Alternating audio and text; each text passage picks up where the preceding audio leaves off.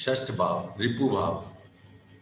हाँ, ये रिपु भाव भी है और ये रोग का भाव भी है। रिपु माने हमारे एनिमी, हाउस ऑफ एनिमी, और रोग हाउस ऑफ डिजीज। ये जो है छठा भाव, house of enemies and house of disease. रोग और ऋण, विवाद, अभाव, चोट, ये सब चीजें इससे देखते हैं। मामा मामी इधर से देखा जाता है। शत्रु, सेवा, शत्रु इसी से देखेंगे। हम सेवा कितनी करते हैं, कितने निपुण हैं सेवा करने में। भोजन हमारा कैसा है, कपड़े हम कैसे पहनते हैं, हम चोरी हमारे घर होगी या नहीं होगी, वो इससे देखते हैं। बदनामी तो नहीं मिलेगी हमें। पालतू पशु हमारे पास होंगे नहीं होंगे, वो इससे होगा। और हमारे अधीनस्थ कर्मचारी, यानी हमारे अंडर में कितने काम लोग करेंगे, अच्छे करेंगे। हमारे जो सर्वेंट्स हैं वो हमारे से अच्छे व्यवहार करेंगे या खराब करेंगे, वो इधर से देखेंगे। और हमारे किराएदार कैसे होंगे, हमारी कमर कमर कमर दर्द जो हो जाता है ना बार बार, तो वो इसे छठे भाव से देखा जाता है।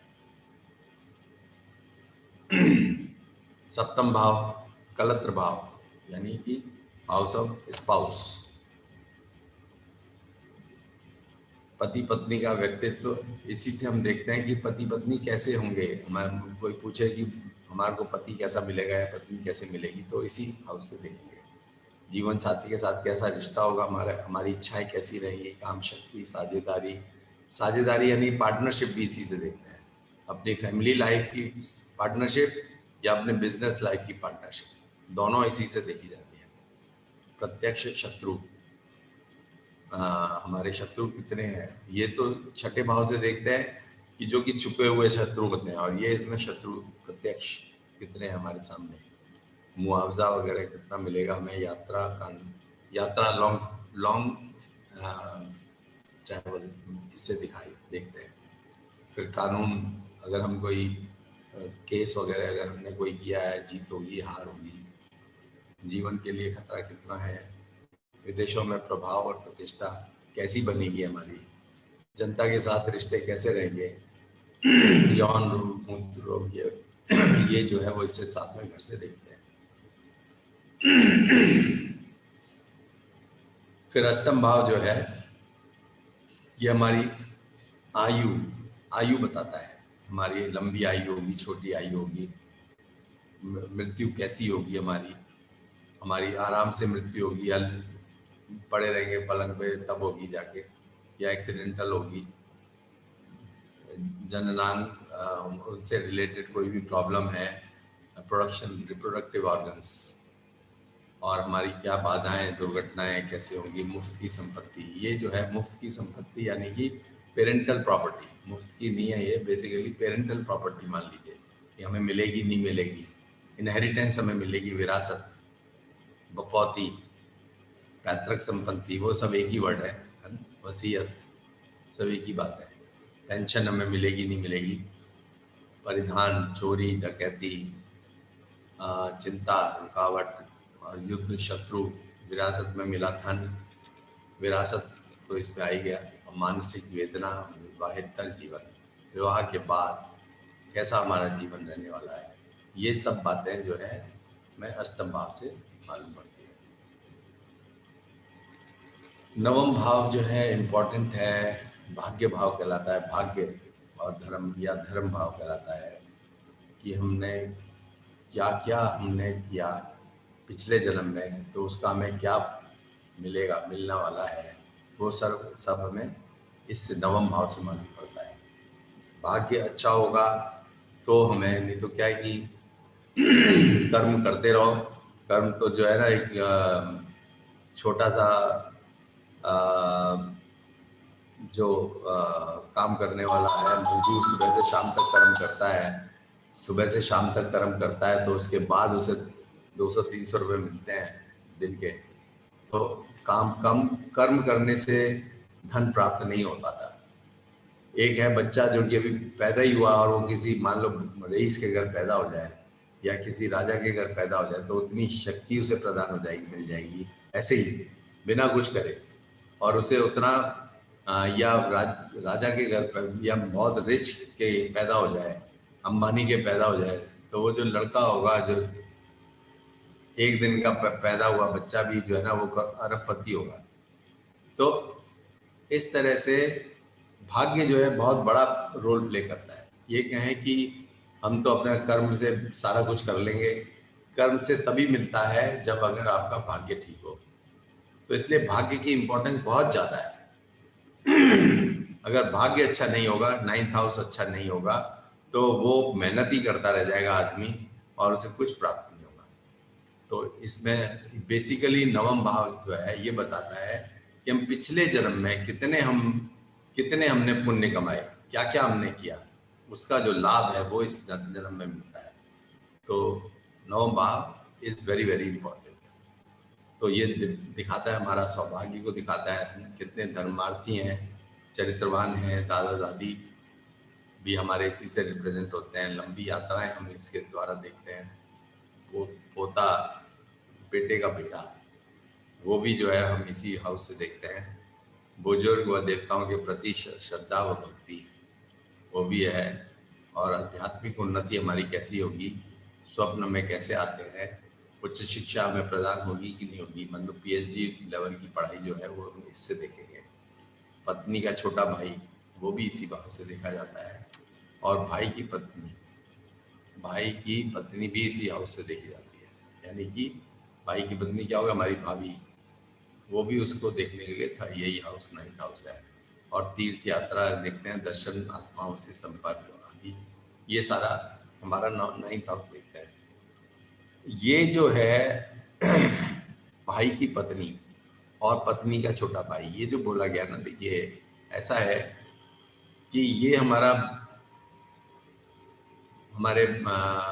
पत्नी का घर हो गया, गलत प्रभाव हमारी वाइफ का घर हो गया, 7वां घर। और थर्ड हाउस क्या होता है? थर्ड हाउस हमने बताया था छोटे भाई का घर होता है, छोटे भाई का। तो पत्नी का भाई जो हो गया, पत्नी से इस भाव से तीसरा भाव, 1 2 3, ये जो हो गया वो पत्नी का भाव हो गया, पत्नी के छोटे भाई का भाव हो गया। इस तरह से ये कैलकुलेट किया है। दूसरा, हमारा छोटा भाई किससे देखते हैं हम? भाई इधर से देखते हैं, पराक्रम भाव से, या ये सहोदर भाव से। अब इसका 7वां भाव कौन सा है? इसका 7वां, ये तो भाई हो गया। भाई की पत्नी कौन हो गई? ये भाई की पत्नी, बहन की पत्नी, या छोटे भाई की पत्नी, वो सब यहाँ से हम देखेंगे। ठीक है, तो इसीलिए यहाँ से 7वां जो है ये हो गया। इसको हम सहोदर उससे भी कर सकते हैं। ठीक है, अब आगे हम दशम भाव क्या रिप्रेजेंट करता है? व्यवसाय को, हमारे कर्म भाव कहलाता है। हम क्या काम करने वाले हैं, कैसा काम करने वाले हैं, हम किस चीज का काम करने वाले हैं, तो वो 10th हाउस बताएगा। और उसमें हमें सेटिस्फेक्शन मिलेगा नहीं मिलेगा। कई लोग काम करते हैं बहुत, लेकिन सेटिस्फाइड नहीं रहते कि हमें वो काम नहीं कर पा रहे जो हम करना चाहते हैं। और कुछ लोग फुल्ली सेटिस्फाइड होते हैं, बड़ा खुश रहते हैं कि हम जो काम कर रहे हैं बहुत अच्छा कर रहे हैं। तो ये दशम भाव बताता है। कीर्ति, शक्ति, अधिकार, नेतृत्व, सत्ता, सम्मान।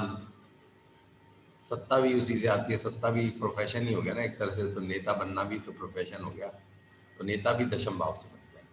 सम्मान, सफलता, रुतबा, घुटने, परिवार, शरीर में जो है घुटने से 10th हाउस से रिप्रेजेंट होते हैं। चरित्र, कर्म, उद्देश्य, पिता, मालिक, पिता 4th हाउस हमारी माता का घर है। तो 4th हाउस के सामने जो है ना, वो 7th हाउस, माता का हस्बैंड, पिता। तो इस तरह से ये पिता का घर भी हो गया। मालिक, हमारा मालिक, काम करने, हम अगर कहीं काम करते हैं तो हमारा मालिक भी कहाँ होगा? वो भी यही होगा। नियोजक, अधिकारी, अधिकारियों से संबंध, व्यापार में सफलता, नौकरी में तरक्की। देख, नौकरी का भाव है तो नौकरी में तरक्की भी इसी से होगी। सरकार से सम्मान, वह भी इसी भाव से मिलता है। फिर एकादश भाव, लाभ भाव। लाभ भाव जो है बेसिकली क्या है कि हम जो काम करते हैं उससे हम कितनी इनकम प्राप्त करेंगे, वो हमें ये एकादश भाव बताता है। हमारा ये सेकंड हाउस भी होता है एक तरह से, ये 10th हाउस से सेकंड है, जो अभी हमने देखा ना कर्म भाव, कर्म भाव से ये सेकंड है। तो सेकंड होने के कारण ये सेकंड हाउस क्या होता है, धन का भाव होता है, धन। तो हमें इस कर्म से धन कितना प्राप्त होगा, इसीलिए उसको लाभ भाव कहा गया है कि हमें काम करने से हमें कितनी, हमें ये बिजनेस करें मान लो, तो बिजनेस करने से हमें क्या लाभ मिलेगा, वो ये रिप्रेजेंट करता है। अगर 11वां भाव अच्छा नहीं है तो काम आप कुछ भी करें आपको लाभ नहीं मिलता। आप काम बहुत अच्छा करते हैं, खूब अच्छा करते हैं, मन से करते हैं और खूब सफलता भी होती है कार्य में, लेकिन पैसा नहीं आता। तो ये जो है लाभ भाव अच्छा होगा तो काम थोड़ा सा करोगे और लाभ मिलेगा, ये इसका मतलब है। समृद्धि कितनी आएगी, कामनाओं की पूर्ति, मित्र, बड़ा भाई, टखने, ये बड़ा भाई मैंने बताया था पहले, छोटा भाई तीसरे भाव से, तो बड़ा भाई से। फ्रेंड सर्कल जो है हमारा पंचम भाव होता है, पंचम भाव ये 11th हाउस, मित्र, फ्रेंड सर्कल। टखने मतलब घुटने, हाँ, और टखने मतलब घुटने के नीचे, टखने उसे कहते हैं, मतलब पैर एक तरह से कह लीजिए।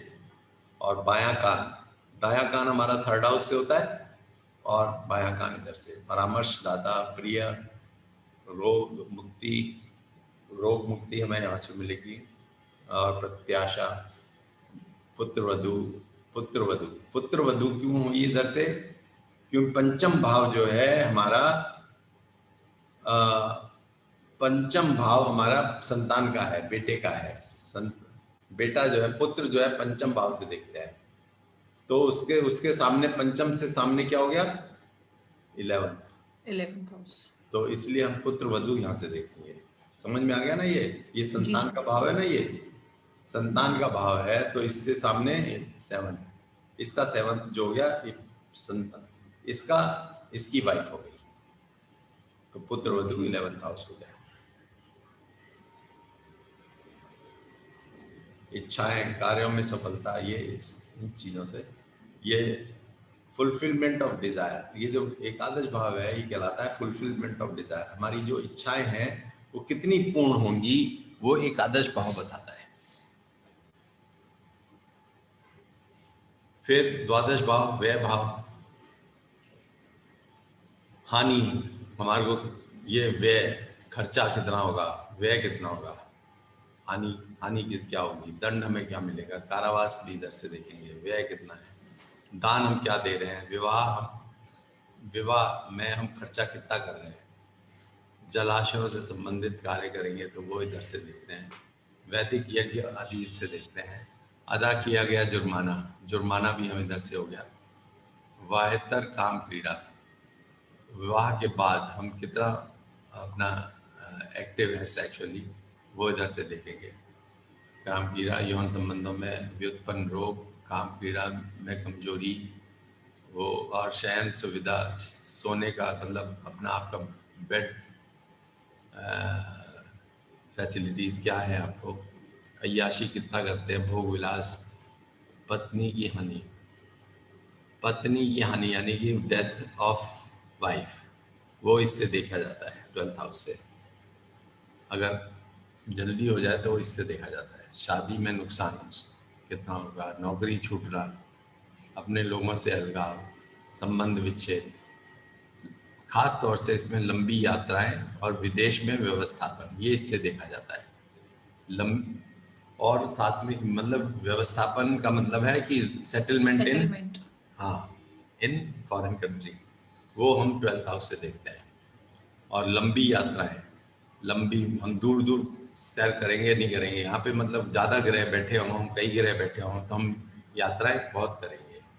और अगर विदेश में व्यवस्थापन मतलब कि इसका जो लॉर्ड है 12वें का मालिक अगर चौथे घर में बैठ जाए, हमारे घर में, हमारा जो घर है सुख का घर है ना, चौथा घर बताया, उधर बैठ जाएगा तो कहेंगे कि हम ये विदेश में जाके सेटल होगा, क्योंकि उसे सुख विदेश में जाके मिलेगा।